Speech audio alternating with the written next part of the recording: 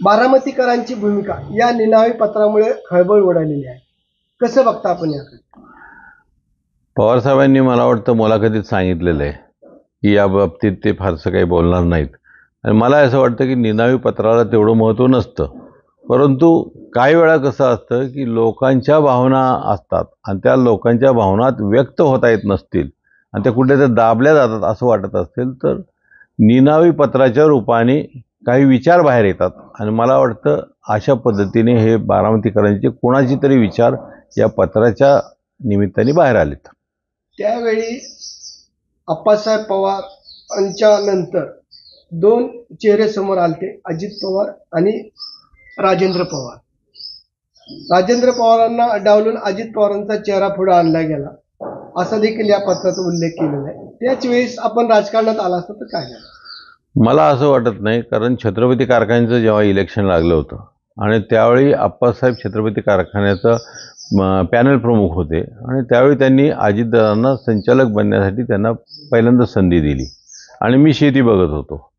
परंतु जेव्हा अजितदादा पवारसाहेबांच्या मुख्यमंत्री पदाच्या काळात जेव्हा राजकीय क्षेत्रात ते आले आणि त्यांनी पुढं राजकीय क्षेत्रात त्यांनी भाग घ्यायला सुरुवात केली, त्यावेळी नंतर जेव्हा इलेक्शन आलं तेव्हा मात्र मी 2 वेळा या छत्रपती कारखान्यात इंटरेस्ट दाखवला होता. परंतु पवारसाहेबांनी दोन्ही वेळा मला सांगितलं की आपण या क्षेत्रात जाऊ नये आणि तो त्यांचा विचार होता किंवा त्यांचा आदेश होता आणि तो आम्ही त्यावेळी पवारसाहेब प्रमुख असल्यामुळे तो मी मानला. मला असं वाटतं की कदाचित तो पॉलिटिकल जरी निर्णय असला तर त्यांना राजकारण जास्ती समजतं आणि मला असं वाटतं की त्या काळात कदाचित मी राजकीय क्षेत्रात आलो असतो तर जे आज काही परिस्थिती दिसती त्याची सुरुवात त्याच वेळी झाली असती. परंतु जे काही झालं ते चांगलं झालेलं आहे आणि मला वाटतं त्याच्यामुळे मला शेतीकडे लक्ष देणं झालं, सामाजिक कार्यात काम मला करता आलं आणि व्यवसायाचं बस्तान मला बसवता आलं आणि त्याचा उपयोग रोहितदादांना जेव्हा ते कॉलेज पूर्ण करून आले तेव्हा या सर्व व्यवसायाचा उपयोग नक्कीच त्यांना झाला.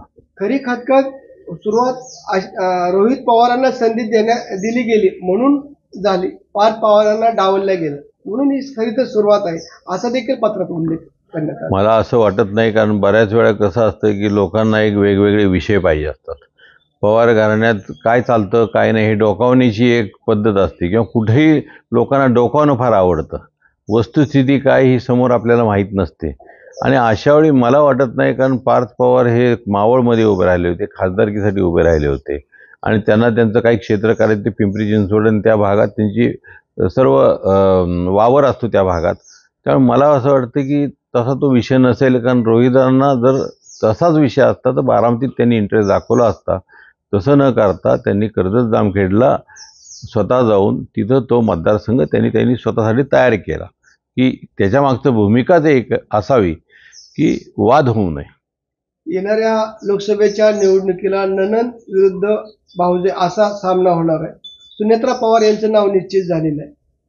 कसं बघता आपण याकडे? हे असं खरं तर व्हायला नको होतं आणि हे तसं आमच्या कुटुंबात वेदनादायक आहे. परंतु याचबरोबर 50-50 वर्ष जी कुटुंब या बारामतीतली मतदार कुटुंब जी आमच्या सगळ्यांच्या पवारांच्या सोबत आहे, त्यांना जेव्हा मतदान करायचं असेल किंवा त्यांच्यावर एखाद्याने कोणी प्रेशर टाकलं तर त्यांच्या ज्या लोकशाही तत्वाच्या बाबतीत जे त्यांच्यावर मानसिक दडपण जे येणार आहे ते खूप मोठं असेल. शेवटचा प्रश्न, या पत्राकडे आपण कसं बघता? खरंच बारामतीकरांची भूमिका, बारामतीकरांनी महत्त्वपूर्ण काय ती डोक्यात घ्यायचं काय, या पत्राबद्दल आपण सार काय सांगाल? काही नाही, त्यांची मनातली खतखत त्यांनी व्यक्त केली, त्यातलं सगळंच बरोबर असतं असं नसतं. परंतु त्यांनी जो दबाव आहे त्या दबावातनं समोर व्यक्त होता येत नाही म्हणून पत्रातनं व्यक्त झालीत असं मला वाटतं.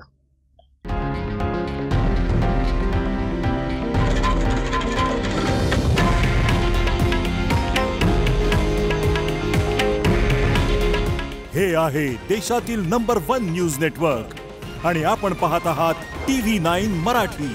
काळजी तुमची, हित महाराष्ट्राचं.